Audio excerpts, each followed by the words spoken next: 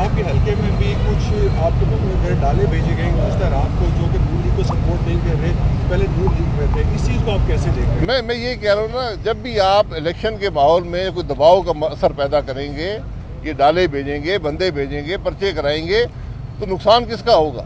نقصان عوام کو ہوگا اور ملک کا ہوگا۔ آپ نے کہا کہ جو موجودہ حالات ہیں، جو حالات بنا دیے گئے ہیں، متنازع ہو گئے ہیں، الیکشن متنازع ہو رہے ہیں، آپ کہہ رہے ہیں کہ ابھی بھی کوئی گنجائش باقی ہے یہ صورتحال بہتر کرنے میں، یا پانی سروں سے گزر چکا ہے؟ دیکھیں، آج بھی وقت ہے کہ اس الیکشن کو غیر متنازع بنائیں۔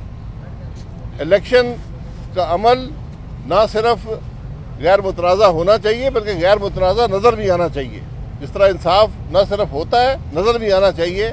الیکشن میں آپ کسی شخص سے باہر سوال کر لیں، ہر شخص سب سے پہلا سوال یہ کرے گا الیکشن ہو رہے، آج 2 ہفتے رہ گئے، آج کوئی کیمپین نظر آتی ہے آپ کو؟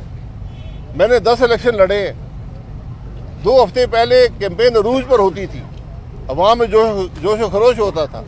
آج عوام اس الیکشن کے پروسیس سے، اس الیکشن کے ماحول سے مایوس ہیں۔ سوال یہ پیدا ہوتا ہے کہ الیکشن کے دوران یہ کام کیوں کیے جاتے ہیں، اور یہ ملک کی بدنصیبی ہے کہ آج اس ملک کے election NAB, anti corruption department, police, یہ آج الیکشن لڑ رہے ہیں۔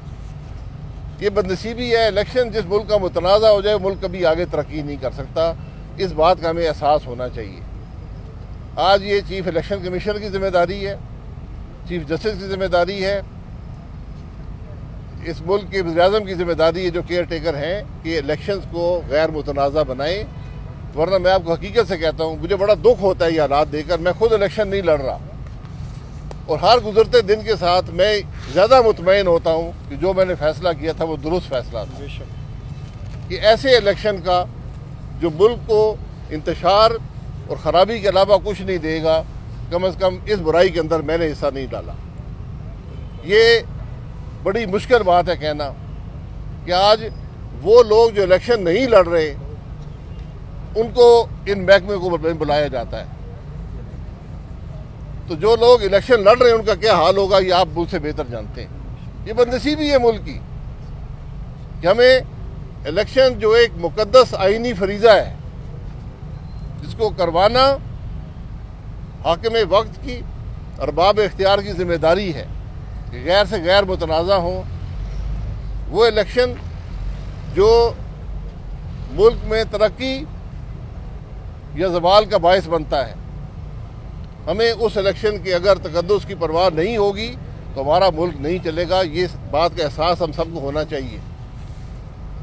یہ نیب، یہ اینٹی کرپشن کے ادارے جو ہیں، آج یہ ملک کے کرپٹ ترین ادارے خود بن چکے ہیں، ان کا احتساب کون کرے گا؟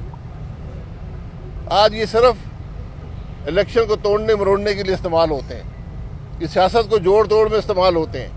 یہ بدنصیبی ہے ملک کی، یہ بہت افسوس کی بات ہے۔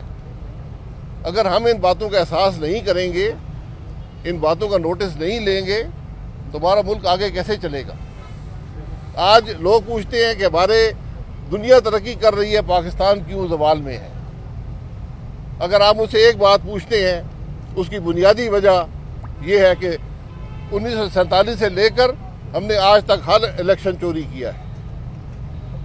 جس ملک میں عوام کی رائے کا احترام نہیں ہوگا، وہ ملک ترقی نہیں کرے گا۔